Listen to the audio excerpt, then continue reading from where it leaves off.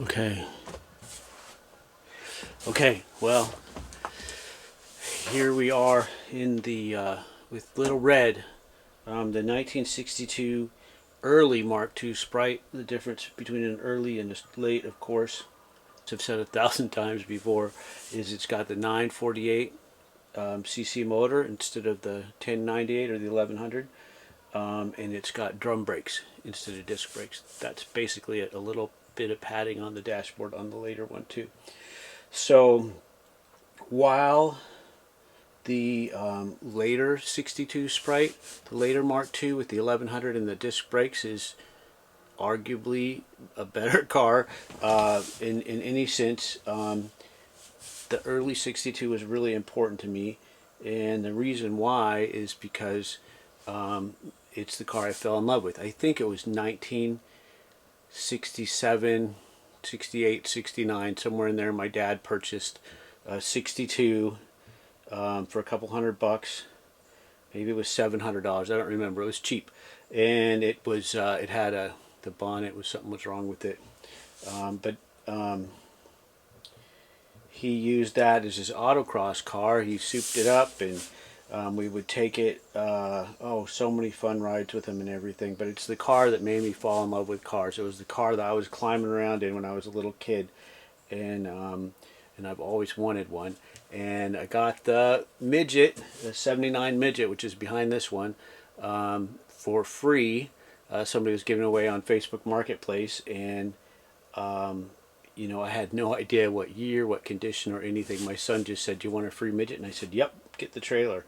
So we called the guy, talked to him, very nice local guy, and he he graciously gave it to us. Turns out, very original car, very dry, not much in the way of rust, and had been sitting for a long time. I got it home,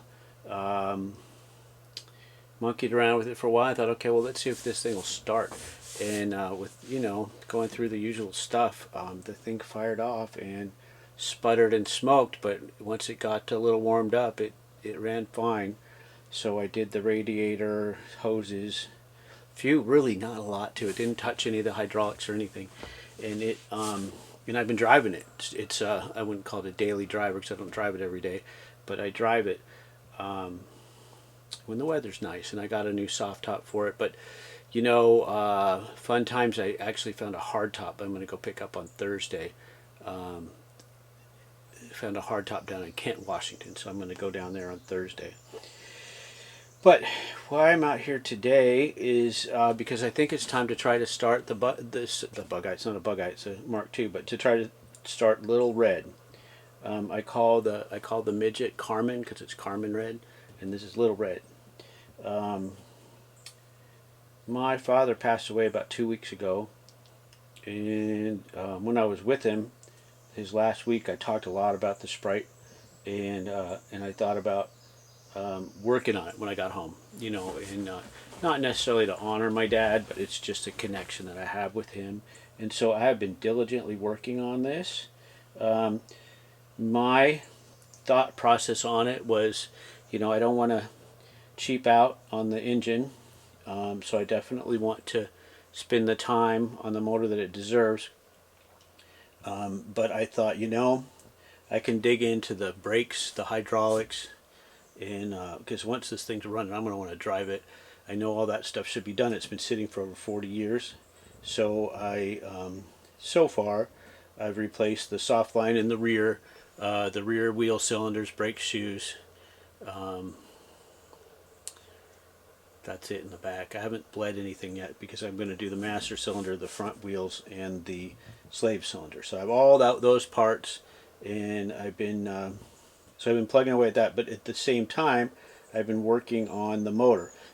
The motor was frozen. I got a wrench on the pulley nut down there, and there's not a lot of room in there. But I got can't get a socket on it or anything. But I got a 12-inch crescent, in a block of wood. Of course, I put Marvel's Mystery Oil in the cylinders, and then I just tap that. Finally is what I came up to, is tapping that with a hammer, and finally got it to budge, worked it back and forth, got it to turn around a couple times. Pretty tough to turn, but then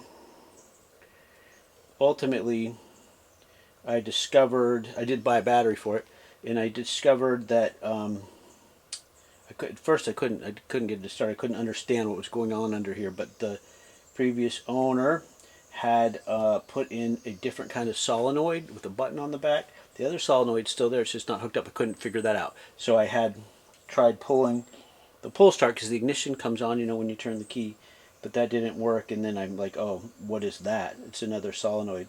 And then trying to figure out what he, I'll get the camera down here and show you what he did there. But basically, once I hooked up the battery and pushed the new solenoid, she turned over. So let's get the camera down and take a look at that. So the starter has a pull cable. This is the original solenoid. It's got a cable that pulls here that activates the starter. Room, okay? That's the original solenoid. This is a second solenoid. This is disconnected, and we're connected up to this solenoid. Of course, these terminals are terrifying. It doesn't have a pull switch. It's got a button on the back. There's a wire that goes somewhere. This black wire, which I haven't traced yet, but I can't figure out what inside the car you push to make it happen, but I can push it from out here and make it go. The pull cable for the starter solenoid, which isn't the one, the old one, the original one that we're not using for now. I'm going to, of course, switch it back because I love stock for the most part when it makes sense, when there's not a reason not to be stock. That's on this later model. See how it's just crammed in there? This is a heater control valve, so it actually, you can, using the starter pull cable, you can use it to activate this valve to open up the water to go to the heater core. So anyway, on the original car, of course, that's a little valve, like a little faucet, and it's either on or off. You got to turn it on like in the winter. Let's put a little more light on that. Look at this cool thing. Oof.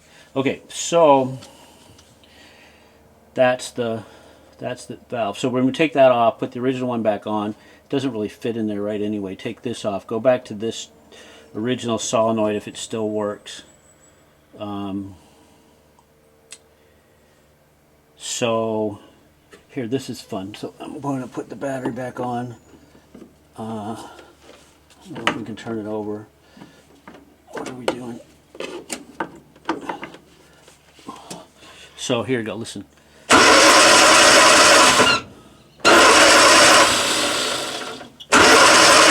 So it turns over nice and smooth. It was so frozen, but it was loose enough once I got the once I got it broke free. It was loose enough by the time I got this solenoid problem figured out, and was able to turn it with the key. So anyway, it's pretty greasy up here because I spilt oil, and I was standing right here. I wish I had that on video.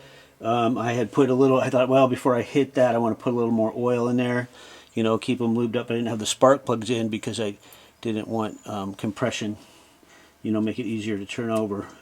So then I hit it, and all that Marvel Mystery Oil I just poured in there just went all over my shirt.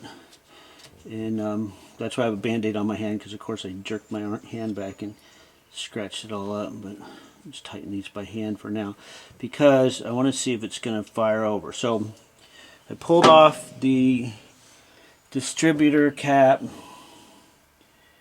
It looks fine. I'm going to just hit all that with sandpaper. Of course, I ordered new everything, you know, a tune-up kit, but I just thought I'd see if I could fire it over with what's in here. It's a funny side distributor cap. It's got it's just different. It's just different. It works fine. So that's it. So I'm going to clean off the rotor with sandpaper. I'm going to give the points a little file. I have this lovely spark plug tester, Harbor Freight Special, but you just pop it on a plug, and then you run it through your wire, and that'll light up if you're getting spark. It's the easiest way I know. Best $4 solution I know to see if you got spark. I mean, there's easier ways to do it, or ways to do it if you don't have that. I mean, but nobody's getting zapped doing that. It makes me feel confident. So that's it. I'm going to pause the camera. I'm going to sand these things down, and then we'll turn it over and see what happens. Okay, so I cleaned up the points in the rotor and the contacts in the cap with a little bit of sandpaper. This is where we're going to see a little spark. If we get a spark, I did try this. I haven't tried it with this, but I just tried to see if it'd fire off yesterday without cleaning any of that off. So I'm going to turn the ignition on. Battery's hooked up, more or less. Oh, ignition light. The ignition light is on the dash. I should show that too. Okay, so, and I did put a little gas in it yesterday, just in the float bowls up there. So, you know, it could fire off, but it might just spark. I just want to see if I have a spark right now. So here we go.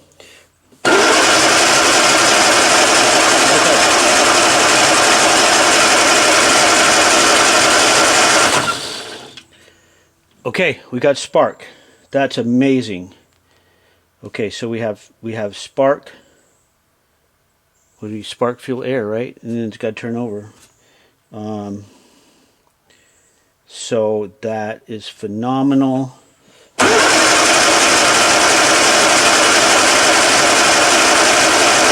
Wow. Okay. This car hasn't run in over 40 years. I don't think the motor's even turned over. So I'm going to add a little bit of fuel. I have some True Fuel. Okay, what's the guy? There's the guy that's got the locking adjustable pliers. So he always uses this kind of, I have this for my chainsaw. It's got some oil in it. It's his recommendation because it kind of lubes stuff up as it burns. I'm going to pour some in the floats here. So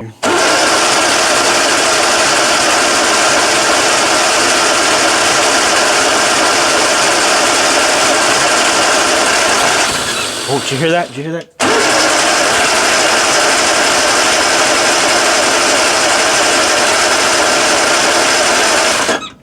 Let me go work the throttle there for a second. See what happens. Okay, the battery died, but that's okay. Listen, I don't know about the rest of you, but for me, this is my little rig for pouring the gas in. This is ridiculous, but it's okay. Got some gas in there. For me, throttle turns, the choke's totally frozen. These carbs are, you know, God, winter in Washington did not do them any good. But for me, this is like the patient is on the table flatlined, and you know, it's like coming back to life. It's so exciting.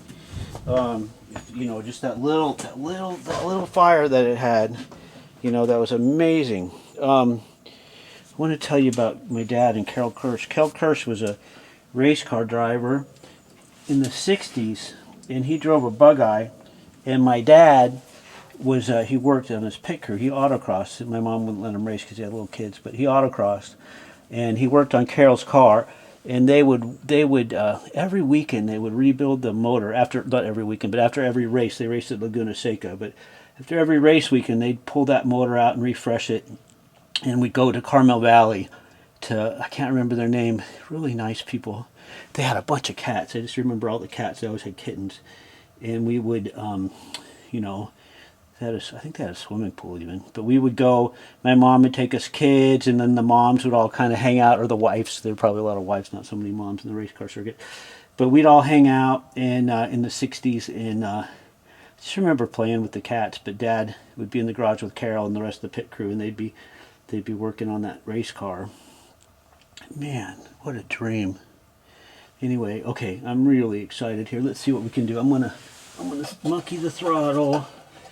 Let's see if we can do anything here. Ready?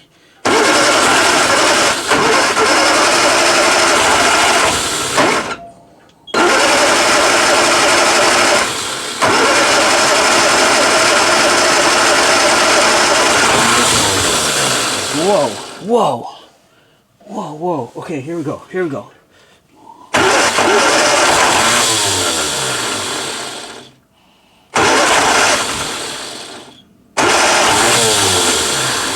It's the first time since, I can't tell if it's 1982, 1981, 84, somewhere in there. I graduated high school in 83, so I'm kind of using that as my reference for when this car went up on blocks.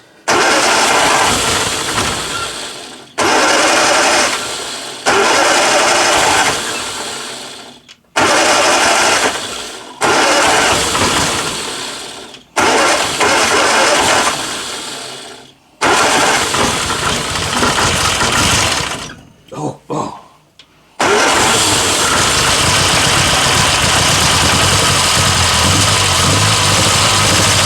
Woo!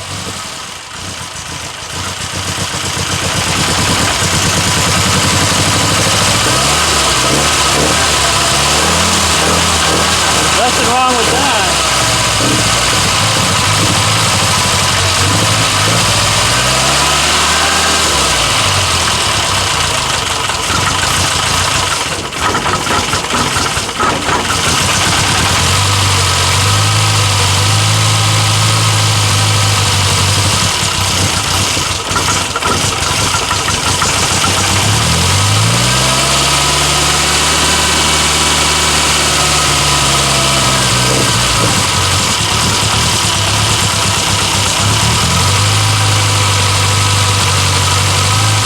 Holy shit! This doesn't quite want to idle, but woo! Okay, I'm gonna get my. I gotta take a little short video for Dave on my phone because it'll take me a month before I can download this thing. Well, that's it. I feel like Dad was with me. I feel like he was here with me, helping me out. Thanks, Dad. All right, that's it for now.